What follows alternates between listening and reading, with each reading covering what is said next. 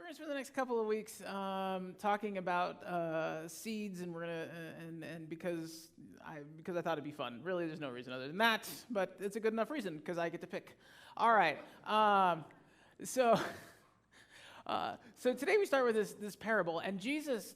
This is actually the first parable in the Gospel of Mark, and Jesus likes to talk and likes to teach in parables. He does a lot of it. And he does it for an important reason, because Jesus is actually, as one might expect, a really capable teacher. And one of the things that Jesus understands is how people learn. And it is one thing to just sort of tell people something, like, here, I'm going to tell you this fact or this piece of information or this. It's another thing if before we learn the information, we have to think about it first. Right? Like there's something that happens when we actually invest our brain power into thinking about something. So Jesus doesn't just come out and say what he means most of the time. He starts to tell stories. And then you're left to sort of wonder and think about, like, well, what does the story mean? Like, who is this sower, and why is he just scattering seeds everywhere? And what does all this mean? And when we invest that time and that energy in our minds into figuring something out, it tends to stick deeper into who we are. And we know this, really importantly from a very important and reputable source, and of course that source is Sesame Street. There is actually, so I'm going to spoil some of my wife's work here a little bit, in that when we do things like when she puts together, I don't do it, she does, but when she puts together things like the puppet show, she does it in the style of Sesame Street. And in the style of Sesame Street, you just don't come out and tell people things, right? You get to watch people, you get to watch characters go on a journey of discovery, and you get to watch them working something out that arrives at the lesson that you want them to know. So if you pay attention, you would notice, like, in every, Sesame Street episode, and my children are too old for Sesame Street, so I don't get to watch it anymore, which is really sad. Because I kind of miss it. Me and Oscar the Grouch, we're like this. I know that guy. He needs a chief joy officer in his life so bad. But, there's always, there's some kind of problem that they have to deal with, and they have conversation about it, and they work through it, and they think through it. And then, of course, they eventually arrive at some sort of conclusion, and some sort of lessons is learned, and then the lesson is explained. And the kids get to go on this little journey with all the characters with it. And it's what we try to do with the puppets on Sunday morning. We just don't say, hey, kids, here's the lesson for the day. But the puppets are usually dealing with something. There's some kind of question, and then you get to watch them work it out, right? Because doing this helps it sink in deeper. And so Jesus knows this. Like, Jesus is a bright guy, right? Anytime you're reading Scripture, you should pretty much assume that Jesus is the smartest guy in the room, right? I mean, Jesus is a pretty bright guy. And he knows how people are, and he knows how people act. And he knows if he just comes out and says, be nice to each other, we'll all go, oh, okay, right? But if he starts telling us stories about seeds and sowers and all this sort of stuff, and we kind of have to think through it and wrestle with it and do those sorts of things, then it's going to get embedded deeper into us. And that is what Jesus is after. He doesn't want these kind of basic ideas of the faith. He doesn't want this idea of the good news. He doesn't want all these things that God's trying to teach us just to kind of live at the surface of our brains. He wants it deep down inside of us. And he knows if it's going to get deep down inside of us, we've got to wrestle with it, and we've got to think about it, and we've got to wonder about it. And so part of the way that he does that is he has this amazing teaching method where he tells stories. And so he tells this story about a sower, and the sower goes out and he just starts throwing kind of seeds all over the place, and talking about the different kind of places that the seeds will land. And of course, the people of Jesus' time, 2,000 years ago, almost everybody was somehow involved in the process of growing food. Like today, it's something like 2% of the U.S. population is involved somehow in the growing and cultivating and packaging and preparing of the food that we eat. It's a very, very low number. In Jesus' day, it was almost the exact opposite. Like 98% of people would grow the food that they ate. And if you wanted to know what was for dinner, it was what was growing in your backyard that afternoon, right? There weren't a lot of surprises. So Jesus uses these metaphors that people would know and understand. People know about seeds. They know about growing stuff. It's happening all around them. They do it. Their friends do it. Everybody does it. So Jesus is like, hey, there's a sower. He went off. Now, it's funny. If you keep reading in the Gospel of Mark, he does this teaching moment, and then he goes off with the disciples, his chosen 12, and they're like, so, Jesus, about the sower, we don't get that. And Jesus then has to go basically unpack the story for them and say, okay, this is what this means. Like, it's not just some random story about some random guy. Like, there was a meaning behind it, and here's the meaning. One of the things we also have to contend with is while Jesus is inevitably the smartest person in the room, the disciples, not so much, right? Like the disciples, good folks, but really, like, Jesus is with the traveling B team, right? Like, I mean, these are good, solid people, not the sharpest tool in the shed. So he has to explain to him. It's like, well, the sower goes out, and he goes on and he explains kind of the whole metaphor and what it all means. And then what's interesting, in subsequent parables, he doesn't do that. He basically says, now the rest of these you got to figure out on your own. I'm going to give you the sower. All the rest of it's on you. And so this is how Jesus teaches. And he teaches us in these amazing metaphors because he wants us to wrestle with it and know what it is. So what we learn from this story is that Jesus is a really good teacher. And the other thing we learn is that he's a really bad farmer, right? Like, he's not a very good farmer because obviously in the metaphor, you kind of think, well, who's who? Well, in the metaphor, obviously, Jesus in the metaphor is the sower, right? He is the one out there sowing the good word. He is out there sowing this message of God's grace and love and the kingdom of God. God's out there sowing all this, this thing. So Jesus is the sower. We are the soil. This is very clear. But in Jesus' story, he's not, the farmer, the sower, isn't very good. Right? Because, he's a bit haphazard in where he sows.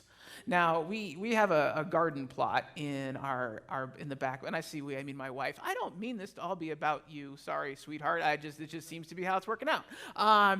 But there's a garden plot. Let me say, there's a garden plot in the back of our house, and so we're going to grow stuff. We're going to try to grow stuff, hailstorms notwithstanding, right? And I will tell you, we went out there, and again, I say we, I mean my wife, and made little rectangles in the soil, and then there was a piece of paper with the rectangles on it, right, and then put into smaller squares, and then there was a note in each square what was going to get planted there, right, so that, the things that live next to each other that do good I don't garden. Can you tell? All right. You're like, I don't know what you're talking about. Like, good, neither do I. I know there was a very detailed plan. This is what I'm going to tell you. I saw it. It was on a piece of paper. It looked excellent. And so plants and seeds went in very specific spots, and we worked very hard to make sure that plants and seeds not get where they were not meant to go. And they certainly were not, there were no seeds planted on the paths because those are for walking, not for growing things, right? And we are amateur gardeners, and we do that. We also live in a community with a lot of agriculture, and while I was Googling this, I found out that apparently someone's going to correct me on that, and that's fine, but apparently most modern farming equipment is actually GPS driven, right? Like, this is how we plant crops now, right? You've got smart tractors with GPS to say, I want to plant the corn here and the soybeans here, and again, I'm making all this up. I have no idea what I'm talking about. But you get to do a GPS, and the former engineer in me thinks that's really cool. I did not see that application of GPS coming. But this is what we do, because we don't want to waste stuff, right? Like, seeds cost money. You don't waste them, right? You put them where they're going to grow. You don't bother putting them anywhere else. And so we know that today, and 2,000 years ago, people actually still knew that, right? They knew that seeds lead to plants, and you want to put the seeds where you want the plants to grow, and you don't put the seeds where you don't want the plants to grow, because seeds 2,000 years ago, just like today, go by another name, and that name is food, right? The seeds that you plant are the ones you're not going to eat, right? And you've only got so much. So you be careful. You are careful about where you put them. You are careful to make sure they end up in the good soil. You don't want them everywhere else. And when the neighborhood boy grabs a handful of them and throws them into the wind, that boy gets in trouble, right? Because whatever's left over from planting, you get to eat, right? In our part of the world, one of the biggest when homesteading was happening here, people would come out from back east and they would come out in the springtime and they would plant, something, and they would try to grow something, and maybe they would or maybe they wouldn't, but they'd harvest it in the fall, and then they would try to get through the winter, and they would get through all the way in the winter, and if you had to, what was called eat your seed corn, it meant you were going home. Right? Like if you had to, some of it you could eat and some of it you had to save to plant. And if the winter was a little too long or you weren't a very good planner ahead, right, then most homesteaders didn't last. They actually left. And most of them left when they realized what they had to eat, everything they grew, and it came to spring and they had nothing left to plant again. Right? Seeds are precious. Seeds are important. We don't scatter them willy-nilly everywhere. So what on earth is the sower in Jesus' story doing, casting them so far? Well, obviously, first off, it's a metaphor, right? I mean, it's a metaphor. It's not meant to be taken literally. And so in this case, if Jesus is the sower and we are the soil, if that's what's going on here, what does it mean for us that when Jesus is out there sowing the word, sowing the good news, showing the love, showing the grace, that he seems to be doing it in a fairly indiscriminate style? What does that mean for us?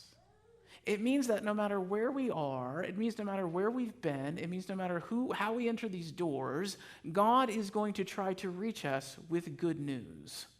Whether we are in that moment good soil or rocky soil, we can take it as a given that the seeds will be offered. We can take it as a given that the love and the grace are there. We can take it as a given that God is there doing this all the time. The question is, and always has been, what kind of soil are we? Are we prepared to receive the good news that God wants to give us? Now, this is part of the reason, this is one of the places like the things like the 1 month challenge came from. Part of the reason I find it, I think it's important that we practice our faith not just for an hour on Sunday mornings, but continuously, is this is part of the process whereby we become better soil. Right? Because it's not a given, right? Soil we can start one way and we can become something else.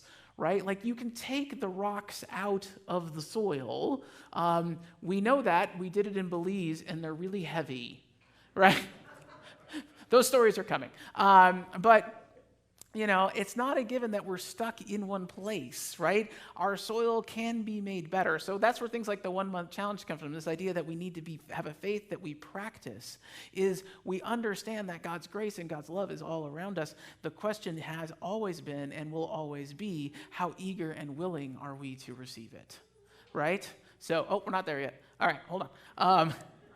So that's the question for us. Now, so we do that work, and so the 1 month challenge comes out because that's something that we do for ourselves. Now, the thing that we also have to remember that I really want to focus on today is this recognition. It is also something we do for each other. No one has yet found a way to practice the Christian faith outside of being part of a community. Oh, we have tried. Oh, we have tried to turn it into something we can do all by ourselves. And the truth is, every time we try to do that, other people try to join us. It is inevitable that the Christian faith leads to community. It is inevitable that it's part of who we are. And the reason is because we not only are responsible, we not only can make ourselves better, we can make our neighbors better soil. It's part of what we do for one another. And it's a big part of why we gather together as the church. And in fact, oftentimes, others can do for us things that we could never do for ourselves. Now, I used to work, as many of you know, I used to work as an engineer, and we used to work as a consulting, and we would go into other companies. And so we would come in, anytime a company wanted to make a big shift in their technology, we would go in and we would help them make that shift. And let me just tell you, people in the corporate world love change about as much as people in the church world do. Which is to say, not at all. And so pretty much my entire professional life, my job has been to bring change to places that don't want it, right? And when you go into these companies, you very quickly learn that there was always like the one guy. So now here we go. There's always like this guy, right? There's always like this guy who's going to tell you everything that's wrong with what you're trying to do all the time, right? And he's always going to be grumpy, and everything's never good enough, and he's going to point out every flaw with every idea you've ever had. And when I initially went in, and especially as a young, kind of early 20s, fresh out of college guy, you get very defensive around these folks, right? You're just like, well, what are you talking about? And I remember the first time I encountered one of these guys in a meeting, and it was like being hit with a fire hose, and you're just like, oh my gosh, I'm just here to help. You're paying me to be here, Well, if not you, somebody is. And your default reaction is to get to defensive, and your default reaction is to kind of meet fire with fire, and your kind of thing is like, well, if you think I'm stupid, then you're stupid, in the way that you do in a corporate setting where you can't call people stupid. But engineers will find ways to call each other stupid. We won't use that word, but we will find a way to do it. And the problem, like in the moment, that actually may feel good, and it may kind of work a little bit. But long term, the last thing you want for the 6, 9, 12, however much you're going to be on this project is this guy and people like him, like continually buzzing around, making your life miserable. And so what I learned about my third project in was I would actually start to take notes, and when I first met people, and I would kind of try to figure out who the handful of folks were who were going to be that way, who were very resistant to what we were trying to do, who were going to have problems, people who were usually already isolated from other people in the office, right? Like we all have that cubicle you don't walk by, right? If you live in that world, those people you don't really want to sit next to at lunch. And what I found very early on was if we were in a meeting early on and they said something that was actually helpful, if I was to stop and just say thank you, and to say, hey, Bob, whoever, that's really helpful. That helps me. Let me write that down. Thank you for sharing that. Like, it would like interrupt them. Like you could just watch like circuits in their head going, what? And it was just my practice. And I was going to be like, they would say something that I didn't like and just kind of let it go. You're just like, whatever, let that go. But if they did anything at all useful, or anything at all helpful, no matter how small it was, just make sure that you notice it and point it out and just say, hey, I noticed that. That was good. Thanks. And almost to a person. There was only one guy in my entire, I probably ran into about a dozen of these folks. There was only one guy at the end of the day I couldn't charm. All the rest of them, by the time we were done, we were fairly friendly, and we had brought them on board, and they began to see that maybe we weren't the devil, and that we were actually there to help. But when the response became not, when the response became different, right, then things changed, right? So I think we do that for each other. We do that for each other. We can do each other for the office, in those situations, but it's one of those things we absolutely, certainly have to do for each other in the church. Because one of the reasons that we are here is to be built up. One of the reasons that we are here is, and the best way that we build ourselves up is by building up those around us, right? The best way that we grow our faith is helping others grow in theirs. The way that we become better soil to receive the message that God wants to give us is to help our neighbor become that better soil. And it's without a doubt the most effective tool that we have. Our job is to build each other up. Our job is to support each other. Our job is to help each other be a more fertile place for God's word to take root. It's why we do this together and why we can't do it apart. So we can do it in the office and we can do it in the church. And if we all think about it, we all probably have those people in our lives that have done this for us. So I want to finish up telling you about one person. I'm going to try. This is my grandma. One of the things that happened while I was gone is that she passed away. And she had spent several years in memory care, so it wasn't a total surprise. We had gone and visited her in January. Vivian is actually named for her. She's Vivian Amelia. My grandma's name is Amelia. Vivian Amelia. One of the beautiful things about having a grandmother in memory care is that going through what she's going through is you get to introduce her to her great-granddaughter several times. And every time we'd be like, hey, Grandma, this is Vivian Amelia. And she was like, Amelia, that's my name. And I'm like, I know, Grandma, she's named for you. And she would just light up, and it brought her such joy. And we got to do this like a dozen times. And every time it just brought her such joy to meet her.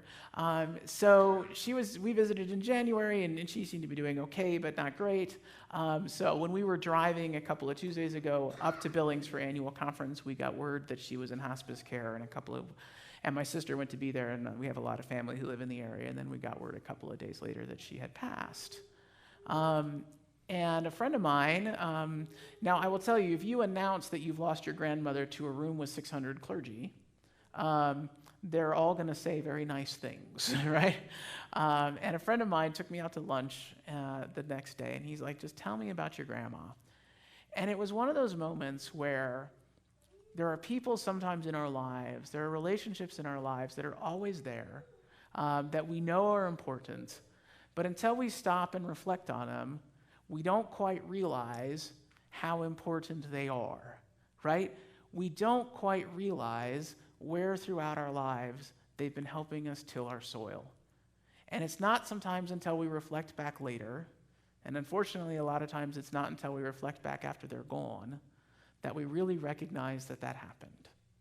So one of the things that my grandma did is we lost my dad when I was very young. I was about 6 years old. And we lived in Texas, and we weren't going to stay in Texas. So one of the things that my mom decided to do is we were going to relocate back to where my grandparents lived. So after the funeral, after my father had died, I was put on a plane with my grandparents and taken back to California with them. And I stayed with Grandma for a month. And of course, my grandfather, he was an engineer. He had to go back to work. And I stayed with Grandma for a month. And what I remember about that month was graham crackers and ginger ale, and a kitchen that smells like coffee. I still cannot smell coffee without being 6 years old standing in my grandmother's kitchen. And I just remember her being there. And I remember when I remember getting to watch all the television I wanted, which was fantastic. Because in Texas, we only had 2 channels, and in California, we had 7. Good times. And I remember a lot of hugs. And I remember her answering questions when I had them. And I remember her getting me re-enrolled in school where I was going and taking me on my first day. And I remember her just being present and being there with me when I needed her to be. And later on, throughout my life, whenever something would happen in my life and I would talk to her about it, she would always say the same thing. Every time something good happened, she would look at me and she's like, well, Jeremy, I always told you you were smarter than the average bear. And she would tell me that over and over and over again, and you could always count on it. And whenever anything was going wrong, you could talk to Grandma, and whenever things were going right, she would smile and be so excited. And she was like, well, I always knew. And I'm like, well, that's amazing, because I didn't. But she would look at you like, I always knew that it was going to be okay. I always knew. And when I decided, 14 years ago now, to stop doing what I was doing and go into the ministry, my family was generally okay with it. My engineer grandfather didn't know why anyone would ever want to stop being an engineer.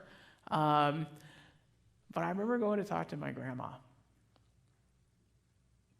And I told her, I said, I think I'm going to do something different.